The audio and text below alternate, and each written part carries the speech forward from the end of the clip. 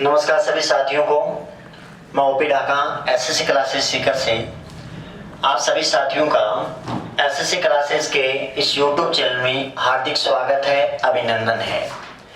जैसा कि आप सबने देखा होगा, अपने पीछे वाली जो साइंस की कक्षा थी उसमें अपन ने एसिड बेस साल्ट के क्वेश्चन किए थे। अवलग सार की क्वेश्चन करने के बाद में रासायनिक गैस का पॉइंट जो है वो मैंने स्टार्ट कर दिया था। एक बार वो कुछ बातें मैं एक बार रिपीट कर दूं, उसके बाद गैस में आगे के पॉइंट अपन पढ़ेंगे। तो रासायनिक गैस में आपको ये बताया था, रासायनिक गैस पॉइंट मैंने चालू किया था भाई। रासायनिक गैस में सबसे पहले आपको बताया था CO के बारे में, यानी कार्बन मोनोऑक्साइड गैस के बारे में बताया था। यानी CO का रासायनिक नाम क्या है? Carbon monoxide. CO का रासायनिक नाम है कार्बन मोनोऑक्साइड। आपको पूछे सबसे अधिक प्रदूषणकारी तथा जहरीली गैस कौन सी है? कार्बन मोनोऑक्साइड है। उसके बाद नेक्स्ट क्वेश्चन ये बनता है कि ऐसी कौन सी गैस है जो वायु में लगातार जलती रहती है? तो आंसर क्या आएगा आपका? CO यानी कार्बन मोनोऑक्साइड। वो वायु में लगातार जलने के कारण अपन ये कह सकते हैं कि इसका कभी भी पूर्ण दहन नहीं होता है और इसमें कार्बन की प्रतिशत मात्रा सबसे अधिक होती है। यही कारण है कि ये सबसे ज्यादा प्रदूषण फैलाती है। उसके बाद अपन बात करें कि भाई CO प्लस H2 यानी कार्बन मोनोऑक्साइड और हाइड्रोजन, इन दोनों को यदि अपन मिला देंगे तो अपन ये कह सकते हैं कि मेथिल अल्कोहल यानी जहरीली शराब। मेथिल अल्कोहल का सूत्र क्या होगा? CH3OH। मेथिल अल्कोहल को मेथेनॉल बोलते हैं। मेथिल अल्कोहल या मेथेनॉल यानी जहरीली शराब जो होती है वो किससे मिलके बनी होती है? कार्बन मोनोऑक्साइड और हाइड्रोजन। ये तो जहरीली गैस आ गई, ये ईंधन आ गया, इस कारण ये ज्यादा आघात पहुंचाती है। तो जहरीली गैस का आपका जहरीली शराब का सूत्र क्या होगा? CH3OH। जहरीली गैस CO, ठीक है ना। और जहरीली शराब को मेथिल अल्कोहल या मेथेनॉल बोलते हैं। केवल शराब का सूत्र पूछे या एथिल अल्कोहल या एथेनॉल, शराब नाम दे या एथिल अल्कोहल नाम दे या एथेनॉल नाम दे, तो इनका सूत्र बनता है C2H5OH। C2H5OH यानी ऐसे भी ले सकते हैं CH3CH2OH। इसका नाम है एथिल अल्कोहल या एथेनॉल और ये है आपकी मेथिल अल्कोहल या मेथेनॉल। क्लियर है भाई? ध्यान में रखना। तो इतना अपन ने कल पढ़ लिया था। अब देखो रासायनिक गैस में अगली गैस की बात करते हैं अपन, SO2। SO2 का मतलब है सल्फर डाइऑक्साइड। SO2 कौन सी गैस है? Sulphur dioxide. SO2 है, नाम है इसका सल्फर डाइऑक्साइड। देखो ध्यान देना भाई, S तो सल्फर हो गया, डाई का मतलब 2 हो गया और ऑक्सीजन को ऑक्साइड बोल देंगे, तो सल्फर डाई ऑक्साइड। तो SO2 का रासायनिक नाम क्या है? सल्फर डाई ऑक्साइड है। ये दूसरी जहरीली गैस है। दूसरी जहरीली गैस कौन सी है? Sulphur dioxide. एक आपसे पूछिए अम्ल वर्षा। अम्ल वर्षा में मुख्य रूप से कौन सी गैस काम आती है? तो अम्ल वर्षा का जो सूत्र है वो मैंने आपको पहले भी बताया था। अम्ल वर्षा का सूत्र होता है SO2 प्लस NO2, ठीक है ना। तो अम्ल वर्षा के लिए मुख्य रूप से उत्तरदायी गैस कौन सी है? सल्फर डाइऑक्साइड यानी SO2 है, ध्यान रखना, ठीक है ना। NO2 ये भी अम्ल वर्षा के लिए उत्तरदायी है, लेकिन महत्वपूर्ण कौन सी आपकी? SO2 है। अम्ल वर्षा का आपको सूत्र पूछा जाए तो SO2 प्लस NO2, और ये पूछे निम्न में से अम्ल वर्षा है, तो ये दोनों नाम मिलेंगे, यानी SO2 तो सल्फर डाइऑक्साइड और NO2 nitrogen dioxide, nitrogen dioxide. अम्ल वर्षा का pH का मान आपको पीछे वाली कक्षा में बताया था। अम्ल वर्षा का pH का मान 5.6 से कम होता है, या कई बार ऑप्शन आता है 7 से कम, तो वो आंसर आ जाता है। क्लियर है ना। उसके बाद देखो भाई, इसके 2-3 क्वेश्चन और बनते हैं। आपको पूछे अम्ल वर्षा में सबसे अधिक मात्रा में, अम्ल वर्षा में सबसे अधिक मात्रा में सबसे अधिक मात्रा में कौन सा अम्ल होता है, तो अपन ये कह सकते हैं H2SO4 सल्फ्यूरिक अम्ल यानी गंधक का तेजाब। अम्ल वर्षा में सबसे अधिक मात्रा में कौन सा अम्ल होता है, H2SO4 यानी सल्फ्यूरिक अम्ल, जिसे अपन गंधक का तेजाब कहते हैं, ठीक है ना। उसके बाद अगला ये बनता है कि भाई अम्ल वर्षा का कारण है। देखो भाई अम्ल वर्षा का कारण अम्ल वर्षा से प्रभावित होता है, पीछे क्वेश्चन पूछे गए हैं भाई। अम्ल वर्षा का यदि कारण पूछे, पहला तो ये अम्ल वर्षा का कारण है, अम्ल वर्षा का कारण है। एक ही अम्ल वर्षा से सबसे ज्यादा प्रभावित होता है, अम्ल वर्षा से प्रभावित है,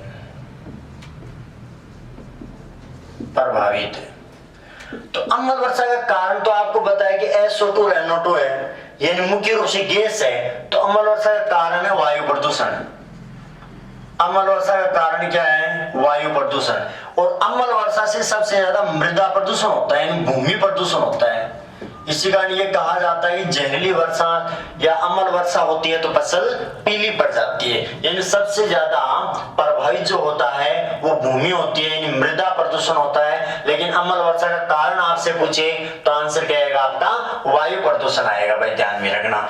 अब देखो भाई SO2 के साथ में NO2 मैंने लिखा था, NO2 के बारे में तो आप जानते हैं, लेकिन इसके साथ में 2-3 क्वेश्चन और आपको क्लियर करवा दूं, उसके बाद SO2 की जो थ्योरम है वो और आगे अपन क्लियर करते जाएंगे, ठीक है भाई।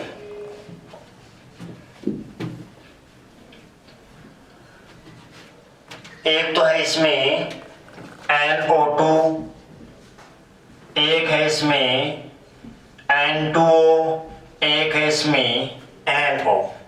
देखो भाई ये तो अभी आपको बताया था, NO2 का मतलब nitrogen dioxide, nitrogen die oxide.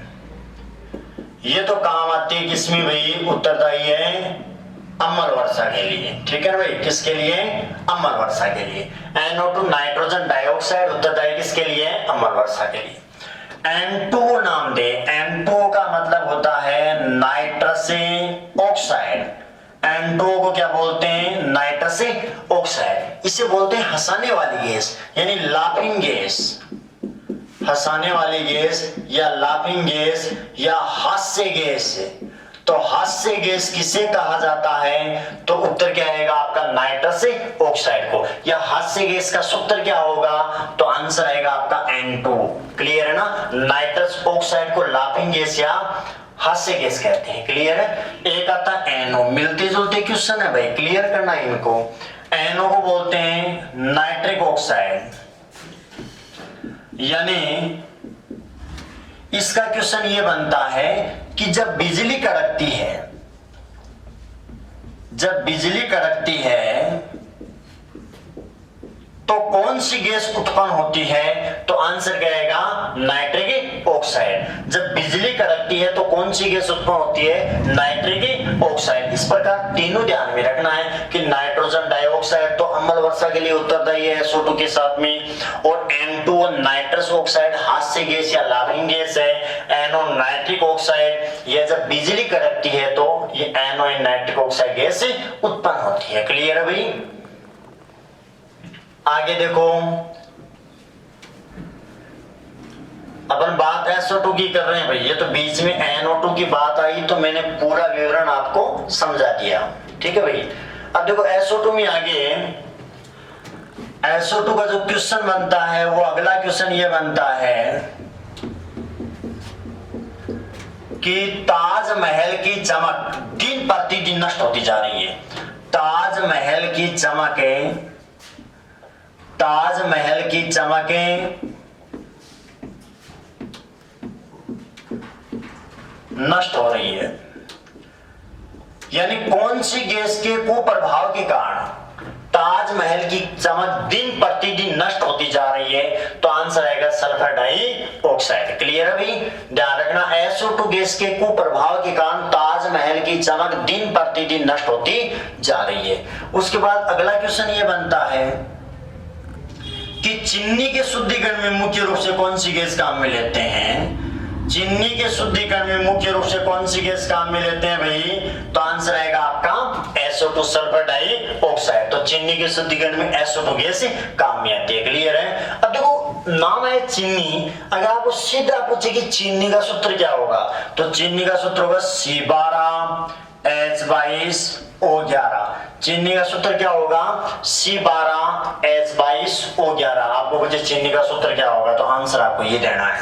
हालांकि इसकी बात करते हैं अपन, पोषक तत्व जो पॉइंट है उसमें कार्बोहाइड्रेट के बारे में अध्ययन करेंगे तो उसमें पूरा आएगा कि भाई glucose, fructose, galactose, sucrose, maltose, lactose, starch, cellulose, glycogen, सबका सूत्र पढ़ेंगे। मोनोसेकेराइड, ओलिगोसेकेराइड, पॉलीसेकेराइड, पूरा विवरण आएगा।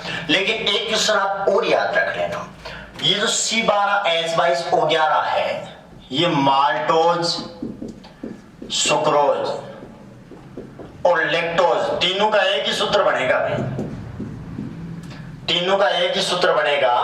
ग्लूकोज, फ्रक्टोज, गैलेक्टोज तीनों का एक ही होगा, आगे बढ़ेंगे। उसके बाद माल्टोज, सुक्रोज, लैक्टोज तीनों का एक ही बनेगा। स्टार्च, सेलुलोज, ग्लाइकोज तीनों का एक ही बनेगा। ठीक है ना? ग्लूकोज, फ्रक्टोज, गैलेक्टोज, उसके बाद इन तीनों का एक ही बनेगा, माल्टोज, सुक्रोज, लैक्टोज। अपन इन तीनों की बात करते हैं क्योंकि तीनों का सूत्र क्या है? C12H22O11। तो यदि आपको माल्टोज का पूछे, चाहे सुक्रोज का पूछे, चाहे लैक्टोज का पूछे, सूत्र क्या होगा? C12H22O11। और चीनी का सूत्र भी क्या होगा? C12H22O11। ध्यान में रखना भाई। अगला क्वेश्चन इनका ये बनता है कि शराब निर्माण की विधि, शराब निर्माण की विधि को क्या बोलते हैं भाई? किण्वन विधि। शराब निर्माण की विधि का नाम क्या होता है? किण्वन विधि। और शराब निर्माण की विधि में कौन सी गैस काम में आती है? आपकी SO2। ध्यान रखना, शराब निर्माण की विधि को किण्वन विधि कहते हैं कि अर्थात किस विधि के द्वारा आपका शराब का निर्माण होता है, तो किण्वन विधि। और इस विधि में कौन सी गैस काम में आती है? आपकी SO2 यानी सल्फर डाइऑक्साइड गैस काम में आती है। क्लियर है? उसके बाद अगला क्वेश्चन ये बनता है कि ऐसी कौन सी गैस है जो अश्रु गैस न होते हुए भी उसे अश्रु गैस की तरह काम में लिया जाता है? ध्यान रखना, ऐसी कौन सी गैस है जो अश्रु गैस न होते हुए भी इसे अश्रु गैस की तरह काम में लिया जा सकता है? तो आंसर क्या आएगा? SO2। अश्रु गैस न होते हुए भी अश्रु गैस की तरह काम में लिया जाता है। आंसर आएगा आपका SO2 सल्फर डाइऑक्साइड। क्लियर है भाई? ये SO2 के पॉइंट अपन ने क्लियर कर लिए हैं। ठीक है, अब आगे इसमें आएगा आपका CO2। अगली गैस का नाम है आपका CO2। ध्यान रखना भाई, CO2 के बारे में पूरा विवरण आपको समझा रहा हूं। CO2 की बात करें तो CO2 का नाम क्या हो गया आपका? CO2 का नाम है कार्बन डाइऑक्साइड। CO2 गैस की बात करें, इसका नाम है कार्बन डाइऑक्साइड, कार्बन डाइऑक्साइड। पहला क्वेश्चन ये बनता है इसका कि ऐसी गैस कौन सी है जो रंगहीन, गंधहीन, जल में घुलनशील परंतु विषैली नहीं है? ऐसी गैस जो रंगहीन, गंधहीन, जल में घुलनशील परंतु विषैली नहीं है। तो उत्तर क्या आएगा आपका? CO2, यानी ये विषैली नहीं है भाई। ध्यान रखना।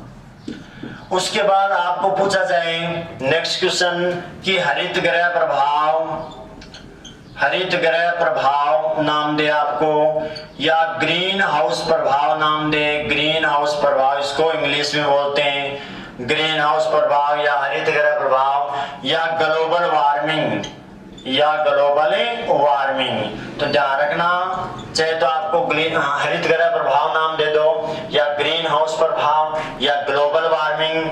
इसमें कौन सी गैस काम में आती है? आपकी CO2 गैस काम में आती है। तो ग्रीन हाउस प्रभाव में कौन सी गैस काम में आती है? CO2 गैस काम में आती है। क्लियर है भाई?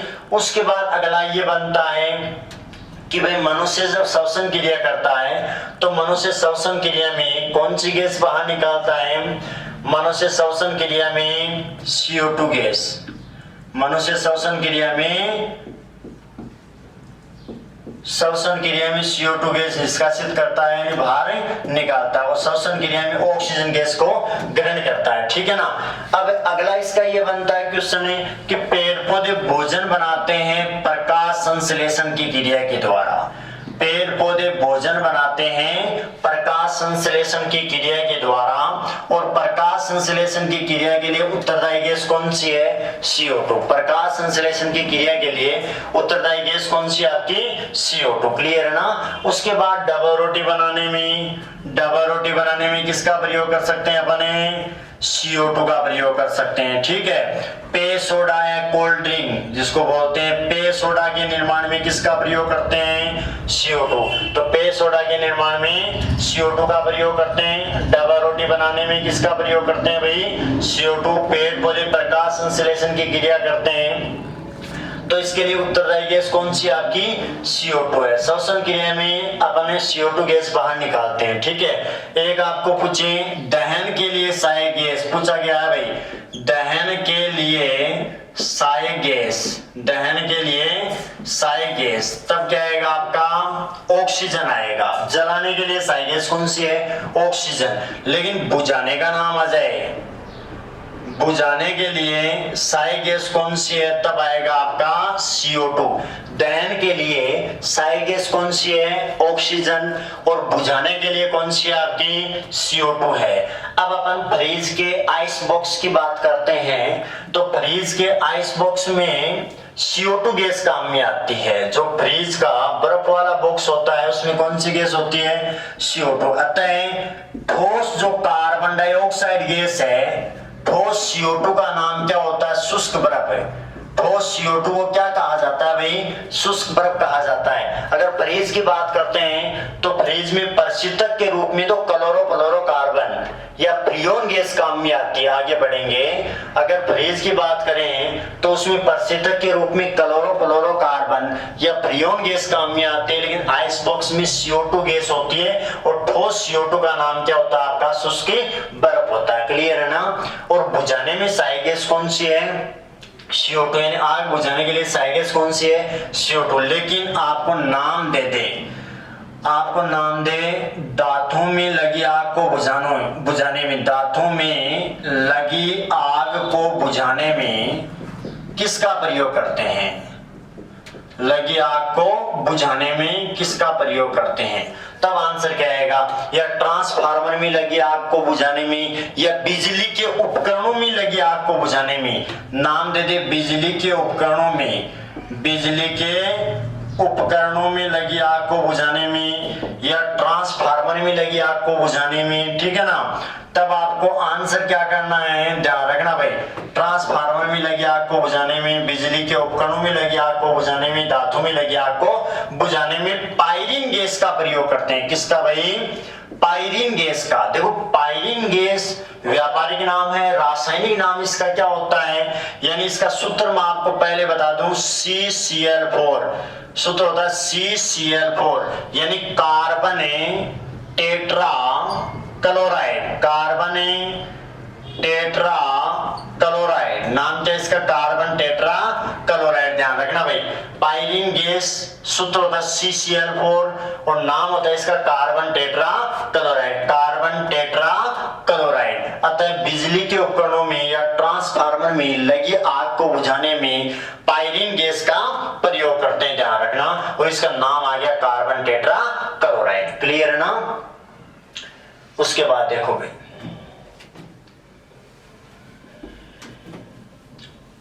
अगली गैस की बात करें अपन ने तो अगली गैस में एक तो आती है क्लोरीन गैस। क्लोरीन गैस के बारे में आपको बताया हुआ है। एक पॉइंट तो ये बताया था, क्लोरीन गैस पीछे रिपीट किया हुआ, एक बार दोबारा पॉइंट आ गया तो पॉइंट में रिपीट कर दूं। क्लोरीन गैस जब अपन NaCl सोडियम क्लोराइड का विद्युत अपघटन किया जाता है, जब NaCl यानी सोडियम क्लोराइड, NaCl का विद्युत अपघटन, जब सोडियम क्लोराइड का विद्युत अपघटन किया जाता तो कौन सी गैस मुक्त होती है भाई? क्लोरीन गैस मुक्त होती है। यानी क्लोरीन गैस आपको प्राप्त होती है कहां से? जब सोडियम क्लोराइड साधारण नमक सूत्र होता है NaCl का विद्युत अपघटन करेंगे। और इस क्लोरीन गैस को यदि पानी में प्रवाहित करते हैं तो पानी पूर्ण रूप से शुद्ध हो जाता है। यानी पानी के शुद्धिकरण में किसका प्रयोग करते हैं? क्लोरीन गैस का प्रयोग करते हैं। और एक प्रयोग इसका और है भाई, बताया हुआ था, कई बार बता दिया आपको कि क्लोरीन गैस का प्रयोग विरंजक चूर्ण के निर्माण में करते हैं। किसमें? विरंजक चूर्ण के निर्माण में। पीछे वाले वीडियो में मैंने आपको बताया था कि विरंजक चूर्ण का निर्माण कैसे होता है, रिएक्शन आपको समझाई थी। तो क्लोरीन गैस की क्रिया जब भुजा व चूना के साथ करते हैं तो विरंजक चूर्ण का निर्माण होता है। यानी विरंजक चूर्ण के निर्माण में बोलो किसका प्रयोग करते हैं? क्लोरीन का प्रयोग करते हैं। यानी विरंजक चूर्ण या ब्लीचिंग पाउडर या कैल्शियम ऑक्सो क्लोराइड, सूत्र भी एक बार दोबारा देख लो, calcium oxo chloride, calcium oxo chloride विरंजक चूर्ण या ब्लीचिंग पाउडर। क्लियर है ना? इसका प्रयोग पानी के शुद्धिकरण में किया जाता है, ध्यान में रखना भाई। आगे देखो, एक आती है अपने 3-4 गैसेस जो हैं वो और क्लियर करवा दूं आपको। अभी आपको यदि पूछा जाए कि आर्गन गैस के बारे में पूछा जाए आपको, आर्गन, तो विद्युत बल्ब में कौन सी गैस भरी होती है भाई? विद्युत बल्ब में कौन सी गैस भरी होती है? तो आर्गन। विद्युत बल्ब में कौन सी गैस भाई? आर्गन। और ट्यूबलाइट की बात आती है, ट्यूबलाइट, अगर ट्यूबलाइट की बात आती है तो आएगा आर्गन प्लस में पारे की वाष्प, आर्गन प्लस में पारे की वाष्प, मर्क्यूरिक ऑक्साइड बोलते हैं जिसको, आर्गन प्लस पारे की वाष्प। ध्यान रखना भाई, विद्युत बल्ब में कौन सी गैस है? आर्गन। और ट्यूबलाइट में आर्गन तथा पारे की वाष्प। अब देखो, एक तो आपको ध्यान में रखना है एथिलीन, एक याद रखना है एथ्रीलीन, एथिलीन, एथ्रीलीन, एक ऑक्सीन, ठीक है, एथिलीन, एथ्रीलीन, ऑक्सीन। एथिलीन किसको बोलते हैं? फलों को कृत्रिम रूप से पकाने में, फलों को कृत्रिम रूप से पकाने में कौन सी गैस का प्रयोग करते हैं भाई? एथिलीन। फलों को कृत्रिम रूप से पकाने में किसका प्रयोग करते हैं? एथिलीन। और एथ्रीलीन क्या है? मच्छरों को भगाने वाली दवा, मच्छरों को भगाने वाली दवा, मच्छरों को भगाने वाली दवा कौन सी है? एथ्रीलीन है भाई। क्लियर है?